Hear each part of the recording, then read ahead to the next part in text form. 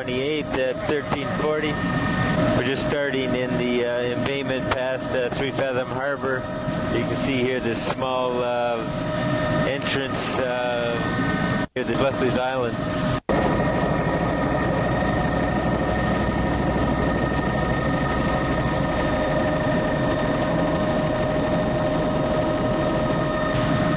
Looking at Zeller's Head right now, and we're flying at about 450 feet and at about 75 miles per hour. You can just pick up the riprap at the road on the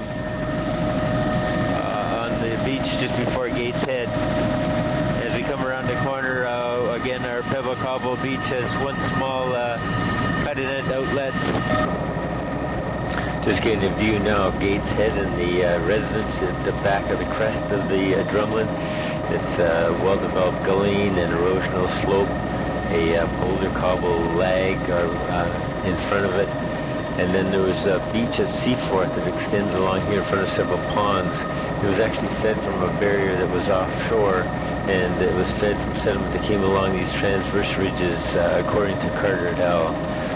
Looking in the Grand Desert, you see the lake, and the inlet is open at the moment. This beach is actually prograding as a result of all the sediment that's being eroded from Grand Desert Cliff here. It began eroding when the barrier beach went by it on either side of it, and it's been eroding at 8 meters in the late 80s down to about 4 meters per year now. And the Grand Cape Antrim barrier, you can see the large washover fans in the back shore. And there was a plume in the front of the beach due to waves reflecting off of it. And this beach is migrating landward at a fairly rapid pace. And it was hooked to Cape Antrim at the end here, which was actually the bombing range for the D&D after the war. Coming down Grand Desert Beach, it's more of a flanking spit with marsh vegetation in the back shore. A lot of sand deposits just off shore of it. Very low lying. The bridge in the background is actually underwater in a very large storm surge. And just at the far end of this complex, there's actually a prograding sand beach. And marsh deposits in behind that, behind the causeway that leads to the island farther in Chesapeake Inlet. There's the prograding beach just coming into view.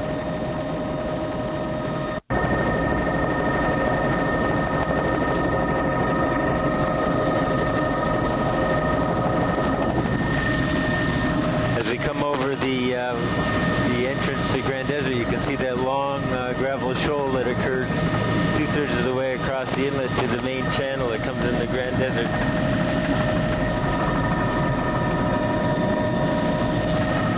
And then we follow the main channel up into the tidal marshes. Again, like I say, we're about half tide. Low tide's at 1640 today. Time right now is around 1345. See the extensive high super tidal marsh and complex intertidal channels going into Chesapeake. A lot of this would be very difficult to clean, and it would be much better if we could stop the oil from coming in this far.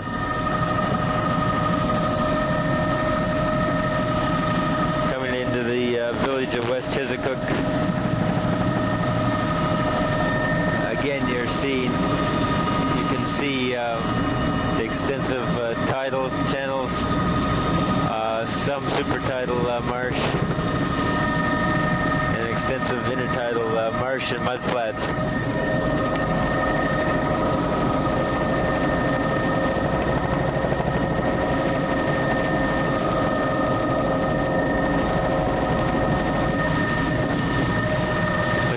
And some of the islands that aren't in the picture, most of the shores are heterogeneous, mixed boulder, cobble, and vegetated with often a low scarp to it.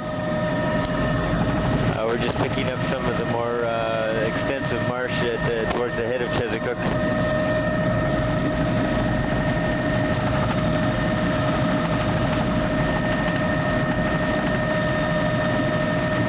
See just on the main shore, you can see more gravel cobble along the roadway.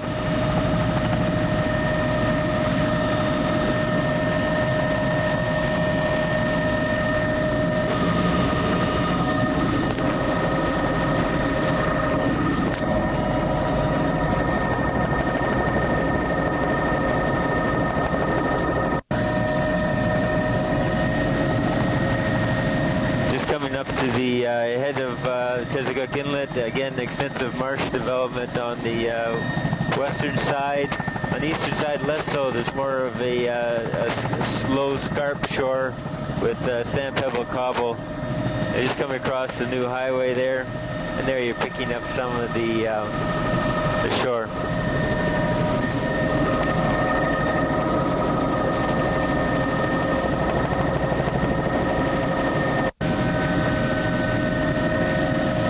Out the middle portion of the inlet over the small islands, which are mostly drumlins, and you'll get a view of the eastern shore of Chesapeake. Which again, there's more marsh development in between the tidal channels as opposed to right at the shoreline. We've got more pebble cobble, boulder and scarp shores along East Chesapeake than we do on the other side. There you've got a good view of the tidal channel on either side of the marsh in Chesapeake. We're just coming up towards the government wharf in Chesapeake. That is where most of the fishing vessels come into. There's good access from this wharf, but it's a long distance out to the outer sea. You see the rampway there and the boats. Heading out of Chesapeake Inlet.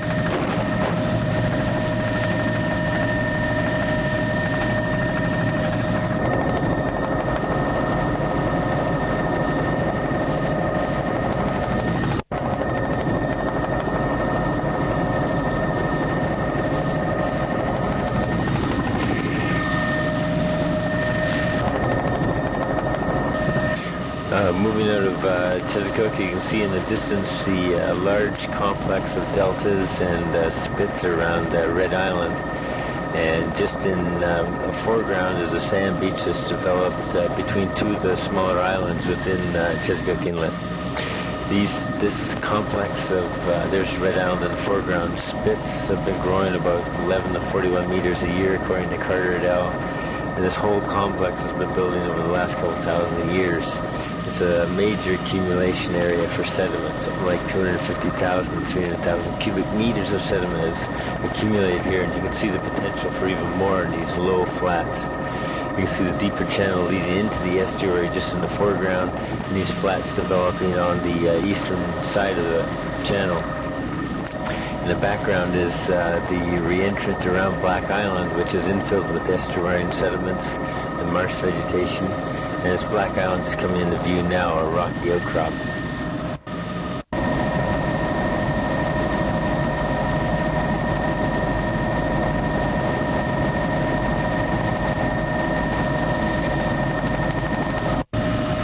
Just coming across the seaward entrance to Chesapeake. We're just getting Story Head into view here now, and you can see the fishing shacks and the flanking spits seaward of Story Head.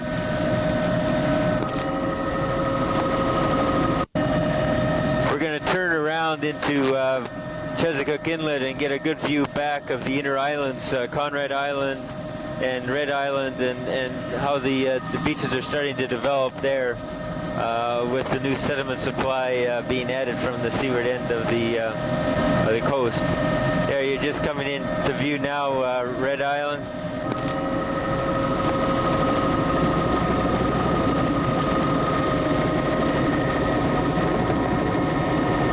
Conrad Island. There's a good view of Chesapeake Inlet coming across, looking at Cape Antrimarian.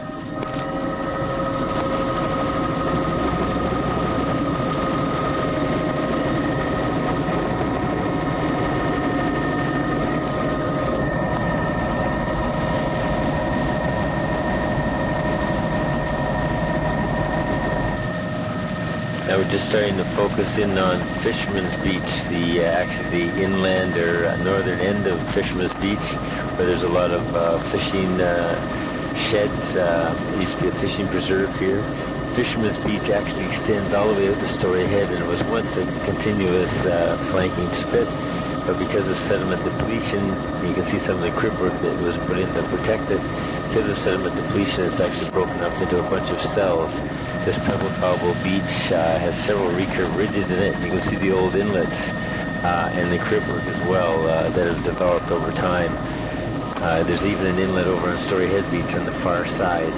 You're just looking at the back side of Story Head, an old drumlin. It's very small now, but it was probably much larger because it's quite a large cobble boulder lag shoal in front of it. You can see this crenulate shape of Fisherman's Beach and the little recurved ridges. There's probably a pulsating sediment coming from the headland down Fisherman's Beach towards the inland, the northern end of it. As you come around the corner, you get a view of Shag Rock on the far side of the Story Head embayment. And there you get a view of the large shoal complex in front of Story Head, which is an erosional drumlin. The road used to actually come around Story Head and go right down to the fishing sheds in the early 1900s. Looking eastward towards Petpeswick Inlet, and you can just see Meisner's Beach coming into view now on the far side of Story Head, and Story Head itself in the foreground.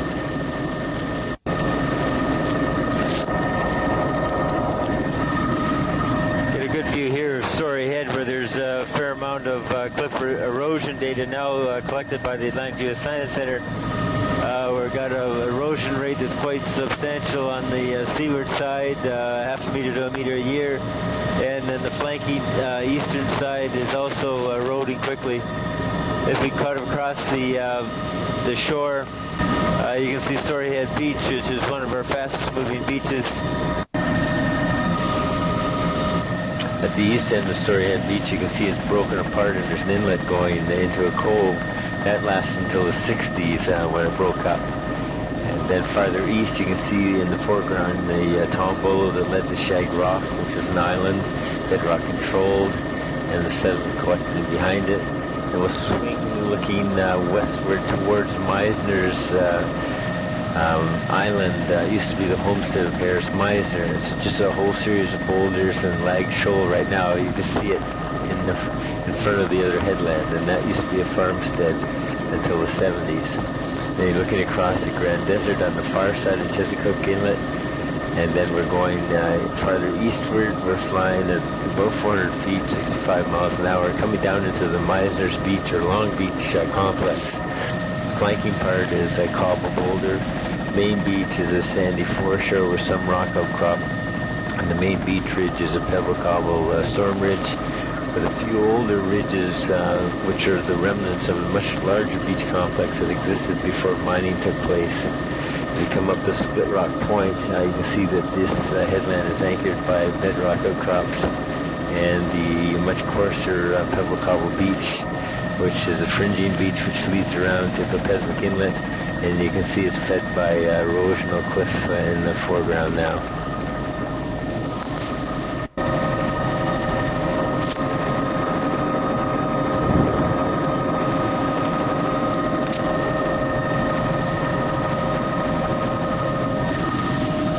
Traveling up in the Petpeswick Inlet, the time is about 1355, sorry.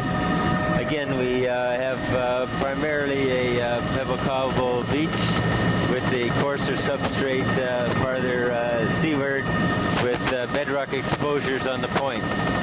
The back shore is a few small trails, but there's very little access. You've got a sort of a brush vegetation, a few small ponds, and some trees, spruce trees. And as you get closer into the Petpeswick by Conrad's Beach, you get more of a recurve beach ridges built along it.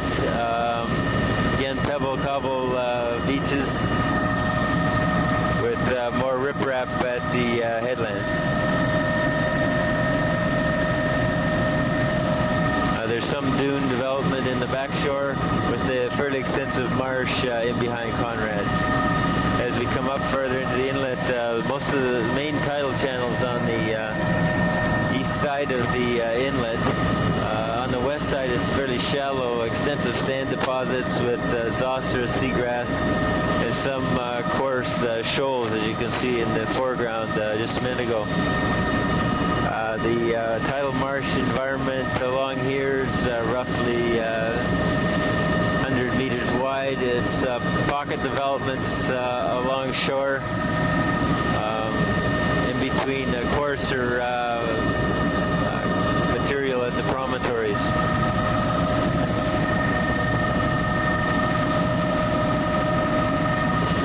We're just starting to pick up the edge of the main channel now.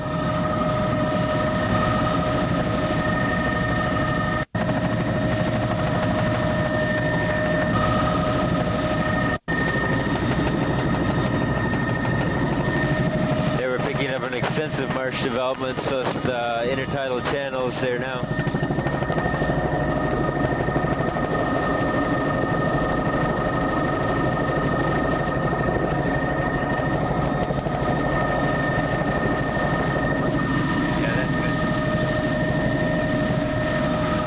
The Petpeswick narrows substantially at around Porter's Point in West Petpeswick, and the tidal channel pretty well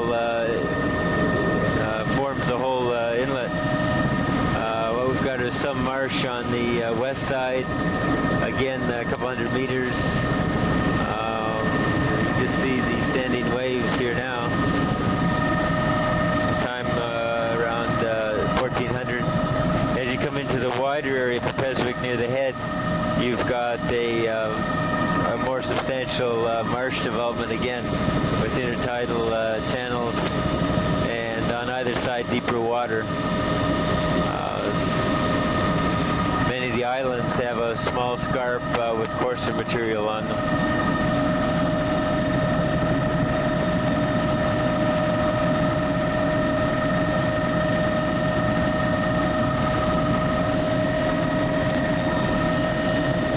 Just cutting across one of the smaller islands, and the tidal channel, as you can see here, sweeps further to the west and then cuts into the inlet.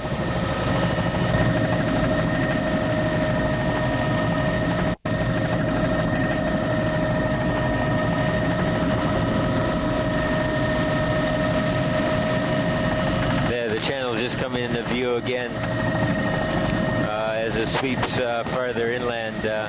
You can see there's a bit of a shoal, a sand shoal on a levee on the sides of the channel, showing up in a lighter color.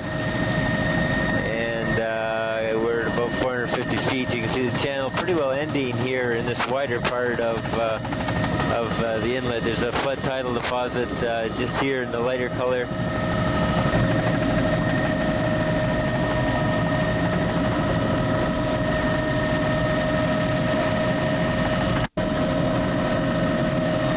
Approaching the head of Petpeswick Inlet, and several of the islands here are, there's 1, 2, 3 or 4 islands. Again, they're vegetated shore with a low scarp with a cobble boulder lag.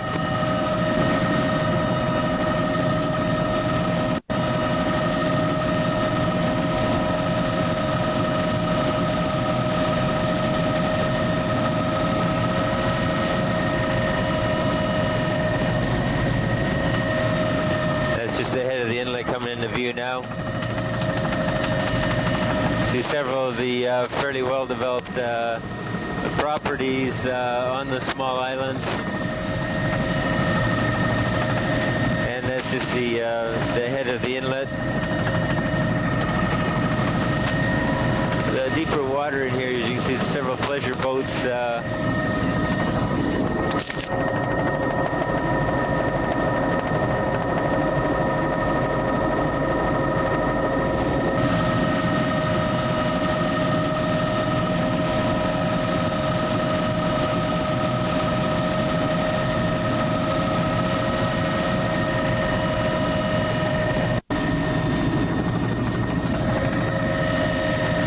Seeing the other side of the head of Petpeswick Inlet, and you can see the pleasure craft and the property development in this part of the inlet. As I I say, looking down, you can see somewhat deeper water. It shoals up towards the islands fairly gradually. There doesn't appear to be a substantial channel until you get farther out into the inlet. The shore on the eastern side again is primarily a mixed pebble cobble and sand with low scarp.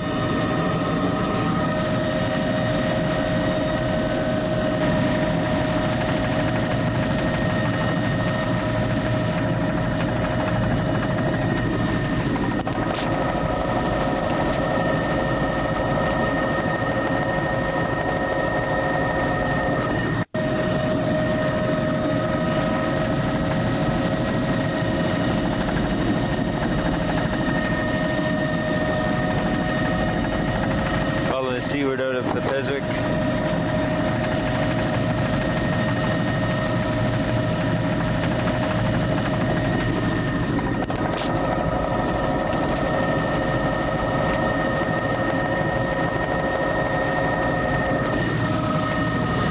Going along the strip development towards Martinique Beach. You can see there's several homes, variable sediment along the shore. And we're just starting to pick up the main tidal channel again now as we reach Petpeswick, the village of Petpeswick.